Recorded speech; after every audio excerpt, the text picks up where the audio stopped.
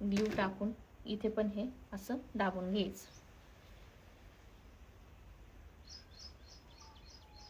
हे बघू शकता तुम्ही किती छान अशी फिनिशिंग आली आपली. ओके, असं फिनिशिंगमध्ये हे नंतर सगळं प्लॅस्टिक काढून घ्यायचं. व्हाईट कलरच्या ट्रान्सपरंट स्टिक म्हणजे काय, प्लॅस्टिकच आलं ते. आता इथे थोडासा गॅप दिसतोय, तो भरून काढायचा. मी जसं की नेहमी बोलत असते, गॅप सगळे भरून काढायचे म्हणजे ते दिसायला पण चांगलं दिसतं. गॅप भरण्यासाठी एक छोटासा पाईप क्लिनरचा तुकडा कापून घेतला आणि तो तिथे ठेवून दिला. अशा पद्धतीने हा गॅप भरून निघला. कळलं? हे बघा, ही बघा फिनिशिंग.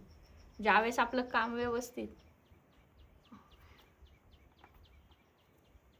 हे सगळं काढून घ्यायचं नंतर प्लॅस्टिक बिस्टिक, आणि हे तुमचं झालं जास्वंदीचं फूल.